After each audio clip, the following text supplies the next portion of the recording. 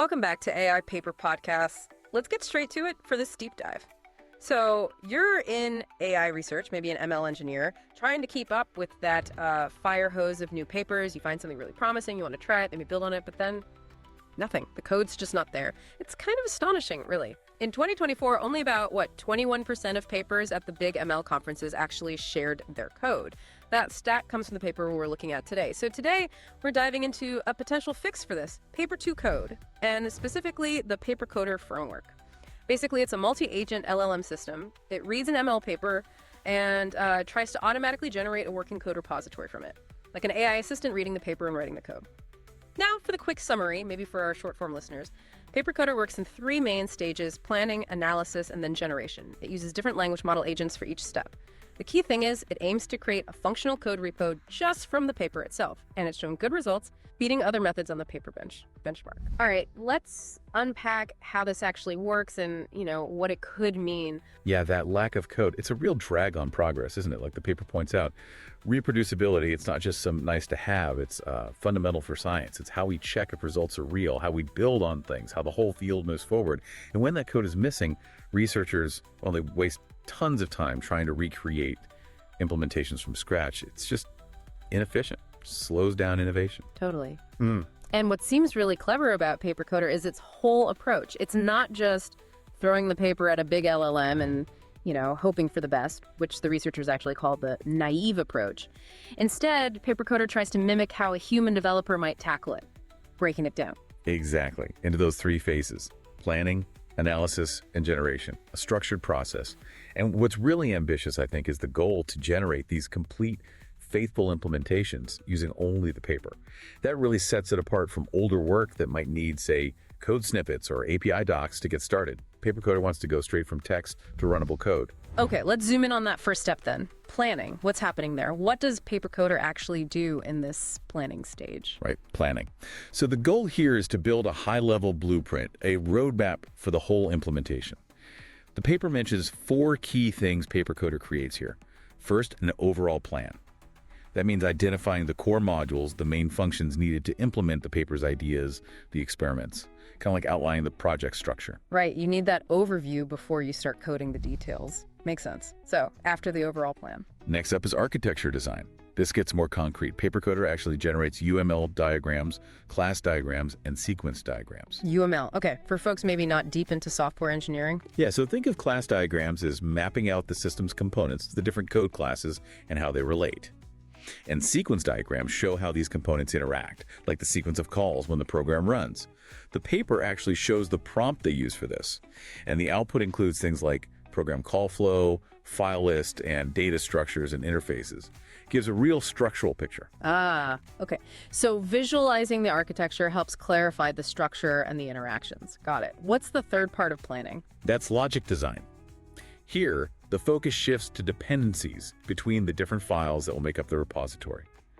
PaperCoder figures out which file needs what from other files, and then it generates an ordered list of these files. An ordered list. Why is the order so important? Well, it's critical for making sure the code compiles and runs correctly. You have to build things in the right sequence based on those dependencies. Again, the paper shows the prompt, the output list required packages, analyzes the logic for each file like its purpose, and creates a task list. It's about figuring out the build order. Pretty sophisticated.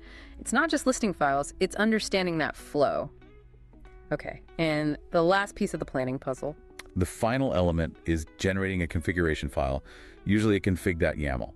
PaperCoder uses all the info from the plan, the architecture, the logic design to create this file. It pulls out things like hyperparameters, training settings, all those crucial details needed to actually run the model, pulling them directly from the paper's text.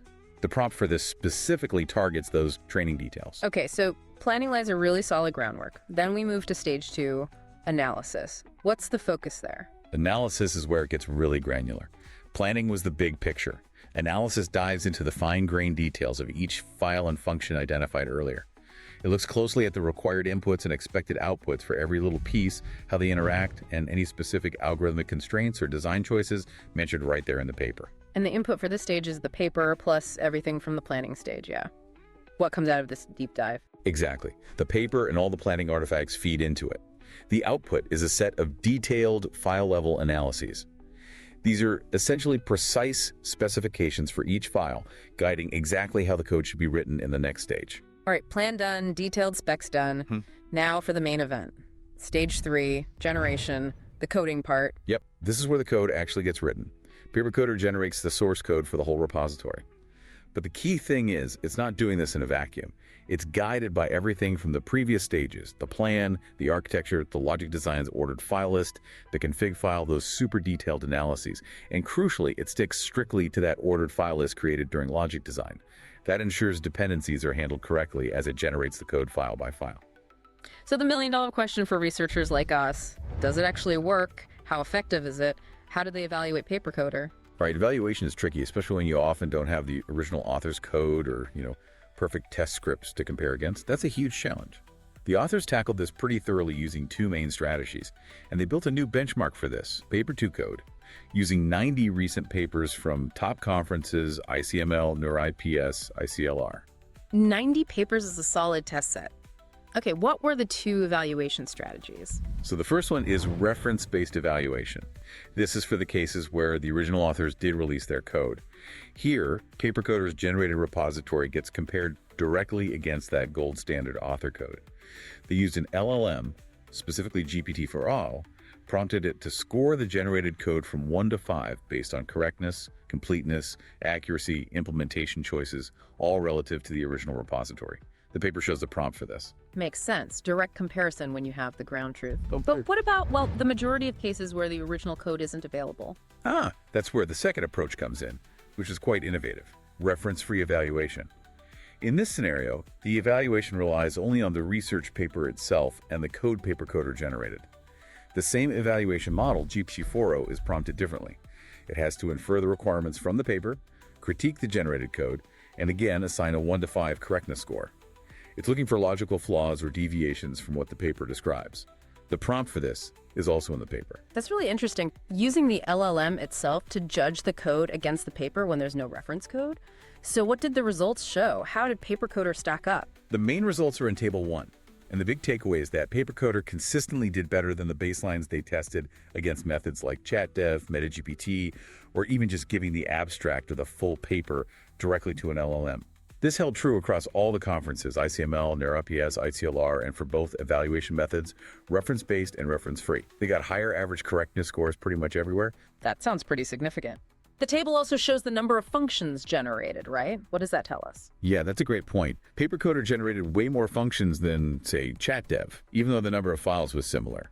This suggests PaperCoder is breaking the implementation down into smaller, more modular pieces, more granular code, which, is generally seen as good software practice, more maintainable, potentially more accurate. Okay, and how reliable is that reference-free evaluation? If we don't have the original code, can we actually trust the model's judgment? Did the 2 methods correlate?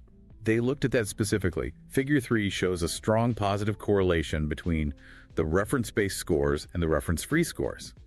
The Pearson correlation was 0.79, which is pretty high, and it was statistically significant. Okay, so that's good news. It suggests the reference-free method is a decent proxy when you don't have the gold standard code available, which is often. Exactly. It gives us more confidence in using that method. The paper also mentioned another benchmark, PaperBench Dev. What happened there? Right, on PaperBench Dev, Table 2 shows PaperCoder achieved a much better replication score compared to the baselines defined within that specific benchmark, like basic agent and iterative agent. It just provides more evidence that PaperCoder's multi-stage, multi-agent pipeline is really effective for this complex code replication task. So the quantitative model-based scores look good, but what about, human judgment? Did actual people look at the code? They did. Human evaluation is crucial, right? They got some of the original paper authors to review the code generated by PaperCoder and compare it to baselines. Table 3 lays out the results.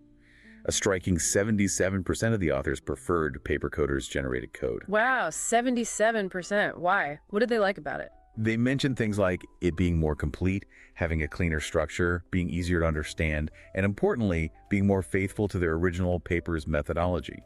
PaperCoder also got the highest average scores in the human evals and the best overall rankings. Getting that kind of feedback from the original creators is pretty compelling. Definitely. That speaks volumes. Did they look at different LLMs inside PaperCoder? Does the choice of model matter much? Yes, they tested that too. Table 4 compares different LLM backbones models like DSCoder, QuinnCoder, and their main choice, O3 Mini High. The results were pretty clear. O3 Mini High consistently outperformed the others across the board on their evaluation metrics, so that justified using it as their primary engine. And the ultimate test for code? Maybe.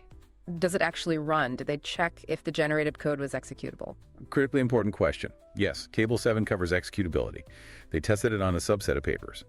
And remarkably, they found that, on average, only about 0.48%, less than 0.5%, of the generated code needed any tweaks to actually run successfully. Less than 0.5%. That's impressive. What kind of tweaks were needed? Usually minor things, apparently, like updating an API call for OpenAI or fixing a small type conversion issue, stuff like that.